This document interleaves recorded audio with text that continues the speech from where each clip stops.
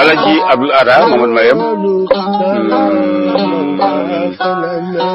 mi medi nande jewtema ada haaldo Cheikh Oumar ay ina Mali jam gande baleje gootidi jam faademo ene jogi caangol mo ganda so jowi don tan o jogo heddade hen fali on holma wadno on wiite ko kanjura kanka kanjura ko hodno ko wuron wiye fara banna jobbadam Ilimane Abdoulaye Harouna o nani Cheikh Oumar ari no wonde kono mum o wi oɗo Cheikh Oumar kaalate noon doole makko e gandal makko ko haɓama e gure kewɗe o teeti laamuji te kadi wona jiɗɗo laamade ko la ilaha illallah Muhammadou Rasulullahi oppo ɗon tari Allah yawta ɗum noon en tawi kanko ndeke noon jaggatama kanko Cheikh Oumar mi waɗat gandalam min kanjura somi waɗi gandalam ngal hami haljiti tamon noon ɓe jewtami ɗo sawar gonmi ke ɓoggol biyeto ngol naalu manka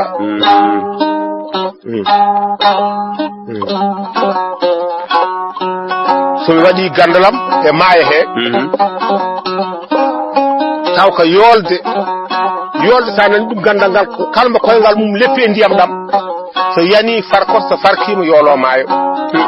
o tacci maayo ngo wiyete ko Galamaji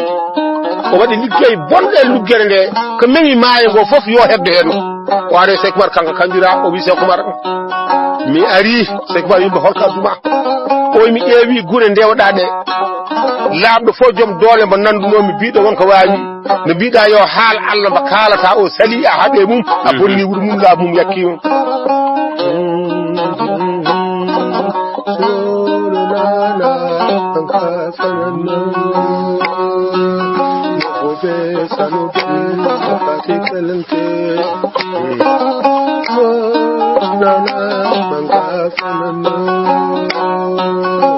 به فقد لا تلتفت لك همة إلى غيره والغير دار ونعمة هو النور والباقي سلام وخمة بداء بك والأرض ظلم وظلمة فزالت داجي والجلج والحرب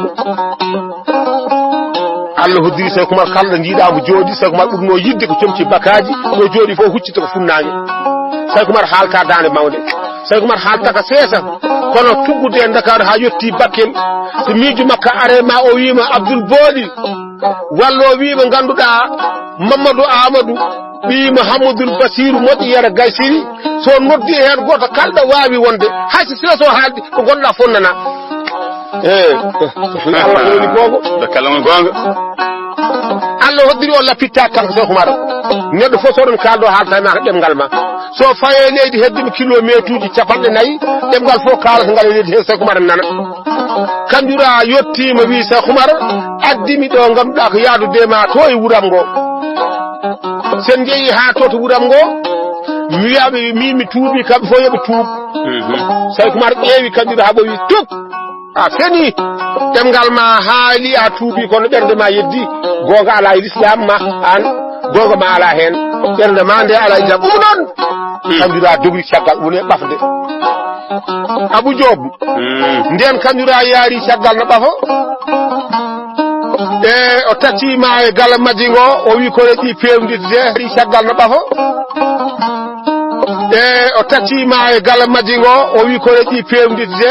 joni maayo ngo kono makko fof hen yoloto so arani ga kadi ɗum ɓuri hen yidde Cheikh Oumar ñande hen o wi bandamen kala mo teeti fodde bandumen fodde mum ɓoccito hande koy ko ñalawma cuɓa lagal caggal en gari ha e maayo o noddi biteɗo jaltaɓe Moussa on yettete ko commune Diaɗo wiite Walalde Amadou Hammadou Hamallade cuɓɓalla gawowo hakkude kawɗe e kawaɗi o noddi biteɗo Alpha Saydou Niang to nokku biteɗo Hordolde o noddi maaɗi ko laalaɗe to nokku biteɗo Diomandu o wiɓe ngare gay ɓen gari o wi ƴewne kam ko wone maayo ngo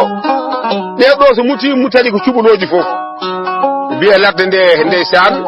maayo ngo hoyno wayna ko Bocar Samma wiite ko e nder tulde Dimat aɗa andi Amadou Sy Elimane Diamas wi Bocar Samma ƴewna ko woni nder nde luggere nder sikki tan so Bocar naati luggere nde yalti haala toon koko leeri wallahi ceerno negube sanube takati kelente e nder on saha ɓe muti mi ɓooyi toon Abou Diop hoolay koy nde mi ɓooyi toon aɗa andi joni so tawi Boubacar Ba walla Mamadou Fall yii ganduɗa Abou Diop mutema e te ɓooyi toon artani Boubacar Ba dañat haaji Mamadou Fall dañat haaji ɗe goɗo ɓiɗ subalɓe de gartani bone mbaɗi subalɓe gartani ndeka ɓe naat toon ke guure munuji ɓe mbaɗɗa toon ko gandal e gandal ɓen ne jiiɗi jaggudeɓe kamɓe ɓe cefaɓe calo haɓe cuppiti ɓe mbi sa Oumar luggere bonani ha fote nde ɗo luggere tuggude ɗo ɗo mbiyete galamaji ha Fouta Toro kada luggere wonno e maaya ngo ala hen ko boni ha fote ɗo Cheikh Oumar wiyon jaraɓe totanno mon tan ko gueɗal mon ƴeeñe ɓe ƴeeñi jooɗo ɗe ɓe garti ɓe jooɗi Oumar ƴetti ɗodde tiime ɗodde nde jangi tuute ɓeddi e hakkude maayo ngo ƴeew maayo ngo wone ƴerde ceenal ngal wone arde ceenal ne ƴera ko wonno luggere andaɗa haaji watti toka yaɓɓi hen koyngal ma suurata koye ndiyam ɗam kawisa jalle ɗum ɗo Oumar wi ɓe tacce ene ferniɗo gotel ene jorɓo feɗendu mum ndu feɗendu makko ñamru ndu ƴeewomo jorɓo ɗon ma woden ko kalan mami ma woden komi haalnanima holko Cheikh Oumar haalanno allahumma ya fardu allahumma ya jabbaru allahumma ya sakuru allahumma ya sawabu allahumma ya zahiru allahumma ya khabiru allahumma ya zakiyu bi haqqi hadhihi al-asma'i anta falli ya data ke jorɓade wonko ñuuɓi ɗon noon ɗum kam Abdoul andata ɗum yimɓe ɓe jawte yimɓe ɓe gone yawtude tacci maayo ngo hay hunde kewani kanko joɓɓadami Elimane o wi kanjura komi koɗoma mi wondi e mangu Allah neɗɗo fof mo kawrumi a jaɓaɗi yamirore Allah mi feliti yeyde mo fittardam saabu komi gaddirɗen nelaɗo Allah gueɗe joyi ganduɗa en ko banggue keedi gueɗe jeegom kadi enne ko banggue keedi enen ndi won taka sappo e goho gueɗal en gueɗe Cheikh Oumar nawdiɗe kala hen gueɗal ngal ceerno waɗi wiite ko timmi ceerno sappo e goho fof no yaada ala hen en ñamowo en keddiɗo Abou Diop ni haala ka wayi gueɗe joyi ɗe kalnatamami bisimilla gueɗe joyi ɗe kalantamami ɗe kanko joɓɓadami Elimane Allah rokkimo no jihad o woniri ni on jii kamɓe ko Cheikh Oumar e nder aduna he omo resi mbiya goo Cheikh Oumar al Foutiyou omo jangguina fosinaji mbiya ɗiɗi Cheikh Oumar al Foutiyou dewe makka Allah tardata mbiya tati Cheikh Oumar al Foutiyou omo walli fo defte ɗum tardata Cheikh Oumar al Foutiyou omo jogui plan jihad o hoɗo rewata ɗeɗo gueɗe joyi ala fof waktu ñamowo keddiɗo heddi noon aadi makke nelaɗo Allah o ndon no wiɓe de mi tottima sotel jihadi min fellataneɓe an jokkitata ɓaleɓe tawi a bewani mbattuɗa ceernagal ma laamu gueɗe wondema Cheikh Oumar ɗo nodduɗa fof mi notoma Cheikh Oumar ne noddi Fouta o wi duhol baɓe endu yummo ngare balle kam mi felite ɗenɗam gueɗe jeegom ɗe ɓe memtata ɓe mbimo kolko ɗe goni o wi jihadi mo batteno mi faggotako hen mi lamatako hen mi halfata hen mi hulata hen mi nimsata hen mi toñata hen ɗum ɗo jiɗɗen andude ne wayi faggaki hen o naata wuuro haaɓe o arta noon sana ganduɗa mbeeta Cheikh Oumar natata wuuro kanko mbeeto natata jamma e o natirta jamma ada o kadi bettani lamɗo so naati wuuro ngo mbeeto o wi lamɗo tuub so lamɗo jaɓiɓe mbawri lamɗo salimi jayɗi dilla tuggude subaka nde takkasan yonata takkasan ala marché mille Oumar tan dey takkasan sanani mbi koɗo wuuro mbiyata joom wuuro Allah sara so yettinema subaka nde Allah sara yonata taw ko haaju gasi mami are namdal ngal de koko kalta to de kalmi so sifa Cheikh Oumar tan kalnata mami jaɓi e nder on saha Allah sara so yon tibite takkasan ɗum kam ko polgu tan lamɗo jaɓi wonti almudo makko lamɗo salimo omon tongi kanko Seydou Oumar tongowa lamɗo kay mata so welnoma laamo kono noon jaɓe Allah Oumar ɓenni alaaji Seydou Oumar jaɓi laamade ɗum ko toɓɓere wiyande nde o laamaki hen o hulani hen o meeɗa huccide wuuro o wi ngoɗo ko mango ndentoɗen kamɓe ɗen e wuuro tokoso so lamɗo heewi jole fof jaɓani Allah kanko Seydou Oumar o natat wuuro ngo o kay hulani hen o toñani hen o haalan kam sana ko sari Allah wi jaɓa ka nandirone e sari salaɗa kaba toon ke nder sari Allah ɗum woni o toñani hen o nimsani hen ɓiɓɓe makko worɓe hen nogate joyo no gonde makko kanko Seydou Oumar no pelle jihadi hade ma nadde jihadi noon beele keeɗa duuɓi 17 duuɓi 17 ɗi mbawa fannuji 13 tawno waale hoore ma totteɗa pucci ya fenni jihadi fannuji 13 ɗi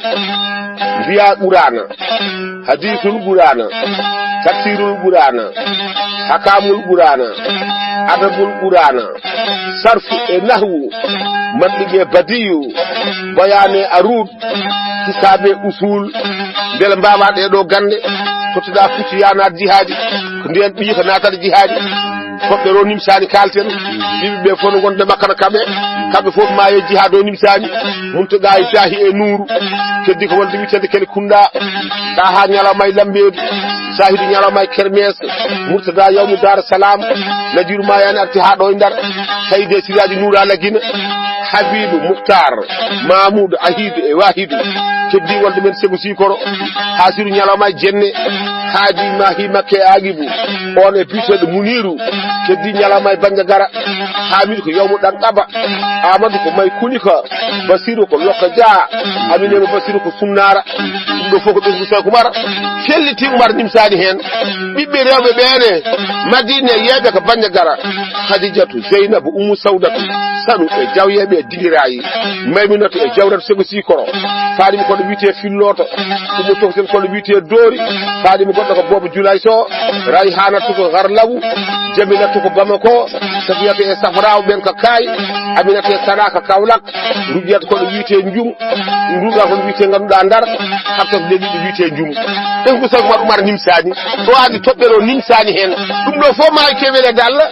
kono yeke sari Allah sen mbiyen ceerdu goto fof no yaari kadi en ndelete nden toɓɓere ɗum ɗo woni fennu o lamsani hen o nimsani kanko Seydou Oumar Fouti banggue biteɗo kanko jobba Adama Elimane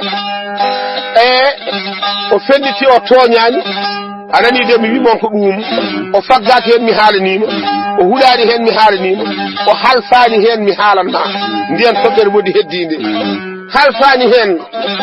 ko worɓe kaaɓi folɓe foolaɓe kawra foolaɓe tongue ɓen goni mafaka en fodde capanɗe jeeɗiɗi 50 kaw fof mbaali ke tonngol ɓen mballine e suudu woturu jiya temedde jeeɗiɗi sagata worɓe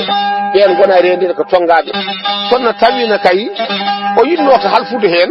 mbo polɗa tonguɗa kay nanga ɗum mbatta maccuɗuma kono Oumar wi won forsateɗo salo taw so wajama ne jaɓa jeehe mbaaje ɗeɓe gandi noon ɓe Allah ɓen jotto mbaaje so wajama jaɓani o wi jeeneɓe jawdi so yenama jawdi jaɓani o wi funteɓe so funtama jaɓani o wi ɗum noon kulɓineɓe so kulɓinama jaɓani o wi ɗum noon kadi jenneɓe so jennama jaɓani silama rega e dande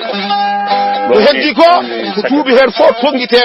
jaaha e haajuji ma ndeysan ala hen fof wiite ɗo woni maccuɗo Seydou Oumar kanko goto wawi ƴettude jungo makko hay goto o wiita nder jihaade o min felli kaari halfi kaari ɗum woni toɓɓere ndeysan o halfani hen ɗum kay fi sabilillahi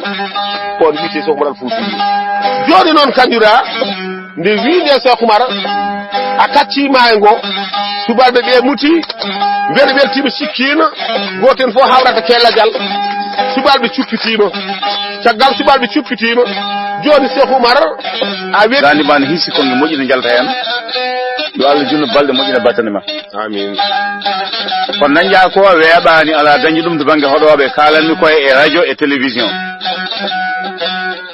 heewi ko neɗɗo ƴetti hoddu mawɓe mbiye deƴƴin hamin gayna wirdude walla hamin gayna julde hoddu Abdoul Ahad ala hen heewi ko neɗɗo wone yimde ina haala faando juma walla jama wiye deƴƴu hamin gayna hoɗo Abdoul Atala hen mbatta tiiɗel ko nder jumaaji e jamaaji yimɓe juula gueeƴe palliɗa hodduma aɗa haala cheikh ma aɗima cheikh ma yimɓe gona ɗon ha juula waktu taw ko wendogo ne puɗɗo sakade an goto yimɓe Sénégal ko Allah noon tagma yenma ɗum totti jaayen yo naftoro a hitaki jaayen hitakima gogo noon onon ñeeñɓe jaayennaɓe on kiitaki jaayen hitaki on mone mun kala no yolti hujje mum e fadde no fonno wadde nde hade wonko jagnata min e deftere cheikh ma ne ganduɗa gurdam mum no haalante ko ceerno Mountaga yaltini deftere nde jangga tawa ko ɓuuri hewde deftere nde dallinoyi ko haalama deftere nde jangga gasi tawa ko ɓuuri hewde haaluji ɗi ko an haali deftere nde jangga tawa haala ka kalanɗa e bandaji ka wona haala gawlu wona haala tan ñagotoɗo haala ma ɓuuri tabitinede e nder nden deftere wadde minen min gari min mbi min namnoma kala ko jasmi min namnoma ɗum ɗo min nanino ɗum min ganda beele no woodi hakkunde windoɓe hakkunde wittoɓe hakkunde ubbitoɓe hakkunde dallinoɓe hakkunde yeddoɓe fof nane leydi gogo min jonniɗo ko ɓiɓɓe wiyoɓe mbimi wime wimami kuppuɓe beeji mon mbaɗi ladde seeko ɓe naata fijo fusi oljo natti guye jeewi gendiji laati guenaɗe kono ɓe jaɓaɗi ɓe jaɓi kadi ɓe garti ɓe mbaɗi ko tiiɗi e nder nokkuji mabɓe wonɓe nder foyer ji gogo noon wonɓe nder galleji caggal leydi leyɗele woɗeɓe jaɓɓe muñi jangol